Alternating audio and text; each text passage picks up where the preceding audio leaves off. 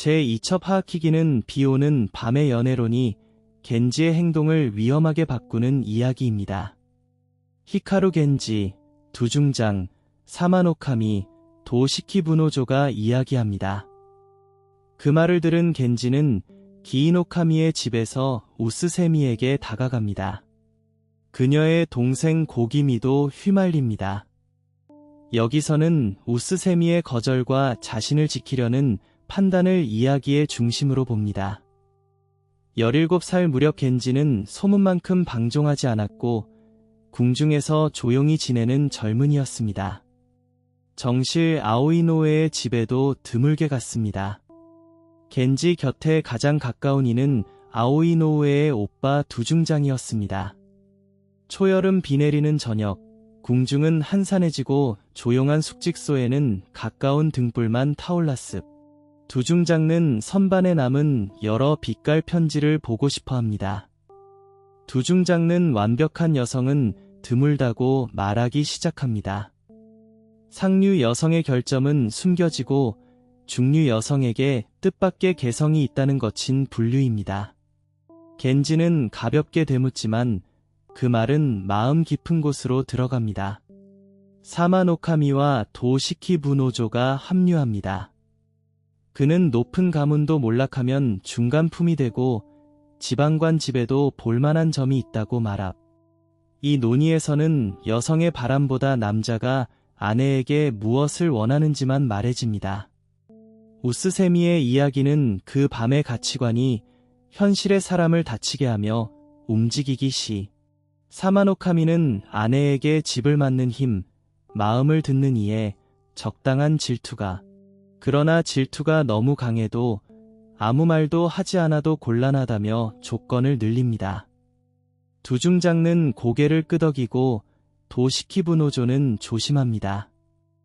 중요한 점은 이 대화가 겐지를 현명하게 한 것이 아니라 호기심을 정당화했다는.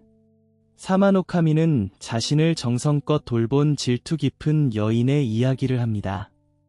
그녀가 죽은 뒤 그는 그 보살핌을 아쉬워합니다. 다음에는 풍류와 재능 있는 여성의 이야기가 나옵니다. 도시키부노조는 한문의 강한 현명한 아내를 말합니다. 아무도 답을 내지 못한 채 밤은 깊어집니다. 겐지의 마음에는 후지스보를 향한 닿지 않는 마음도 있었습니다. 비가 개자 겐지는 아오이노우의 저택으로 갑니다. 하지만 아오이노우에는 예의를 흐트러뜨리지 않고 겐지는 가까이 있어도 그날 밤 방위의 장애를 피해야 한다는 말을 듣고 겐지는 머물 곳을 찾아야 했습. 기이노카미는 나카가와의 자기 집이라면 시원하게 묵을 수 있다고 기이노카미는 아버지 이오노스케의 가족이 와 있어 비좁다고 걱정. 이때 겐지의 관심은 비오는 밤에 들은 중간품의 여인에게 향하기 시작합니다. 기이노카미의 집은 지방관 집답게 정원에 물을 끌고 울타리와 식재의 취향을, 겐지의 종자들은 또우덴 아래 물가에서 술을 마시고 집 안쪽은 점차 잠잠해집니다. 서쪽 방에서 젊은 여성들의 옷스치는 소리와 작은 말소리가 들립니다. 그녀들은 겐지의 소문을 말하고 있었습니다. 밤늦게 아이들이 텐마루를 지나갑니다.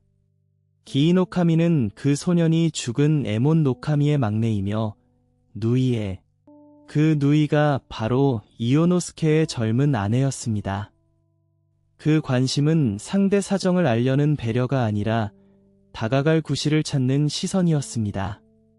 겐지는 잠들지 못하고 북쪽 미다지 넘어 인기척을 듣습니다.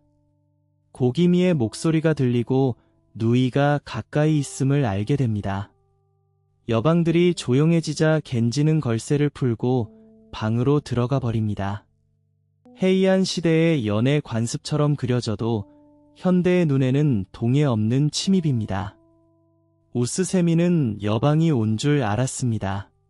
겐지는 전부터 생각했다. 운명이라며 달콤한 말로 밀어붙입니다. 우스세미는 자기 신분이 겐지와 멀고 가볍게 다뤄진 일을 원망한다고 그녀가 지키려는 것은 정절의 이름뿐이 아닙니다. 겐지는 반성할 듯하지만 떠나면 후회한다고 생각합니다. 오스세미는 아버지가 살아있었다면 다른 미래도 있었을지 모른다고 괴로워합니다. 닭 울음이 들리고 집안 사람들이 일어나기 시작합니다. 겐지는 연락할 방법도 없이 돌아갑니다. 저택으로 돌아와도 겐지는 잠들지 못합니다. 그런데도 그는 오스세미를 비오는 밤 이야기의 느낌 좋은 중간품 여성과 말로 사람을 분류한 밤이 눈앞의 한 여성을 이해하는 것을 방해했습니다. 겐지는 한동안 좌대신가에 머물면서도 나카가와의 여인을 잊지 못합니다. 겐지는 기이노카미를 불러 그 소년을 자기 곁에 출사시키고 싶다고 겉으로는 고기미의 장례를 돕는 말입니다. 며칠 뒤 고기미가 겐지 곁에 옵니다. 겐지는 선물을 주고 보호자처럼 행동하면서 아이를 비밀 사자로 만들어갑니다. 겐지의 긴 편지를 받은 우스세미는 놀라움과 부끄러움으로 눈물을 흘립니다. 동생이 무엇을 알았는지 생각하는 것만으로도 그녀는 괴로워합니다. 그녀는 답장을 쓰지 않습니다. 겐지는 그 침묵을 거절로 받아들이기보다 더욱 좁고 싶은 마음으로 바꿔버립니다. 다시 궁중에 있던 겐지는 방이 피하기를 구실로 삼아 다시 기이노카미의 집으로 갑니다. 이번에는 우연이 아닙니다. 소식은 우스세미에게도 닿습니다. 그녀는 객실과 가까워 몸이 좋지 않다고 말하고 여방들의 방으로 옮겨 몸을 숨깁니다. 겐지는 종자들을 재우고 고기미를 시켜 우스세미의 거처를 찾게 하니 고기미는 누이의 차가움 때문에 자신이 무력해 보인다고 느끼며 울 것 같습니다. 우스세미는 아이가 그런 역할을 해서는 안 된다고 꾸짖습니다. 그녀는 모두가 의심하니 떨어지라고 말하게 합니다.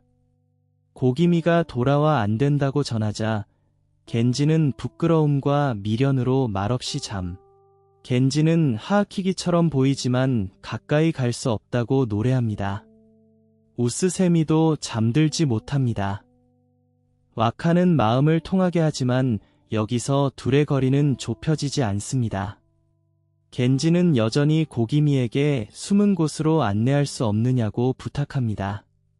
겐지는 포기하지 못하고 적어도 너만은 나를 사랑해달라며 고기미를 곁에 비오는 밤 품정에서 들은 호기심은 우스세미의 거절로 처음 벽에 부딪힙니다. 제2첩은 여기서 끝납니다.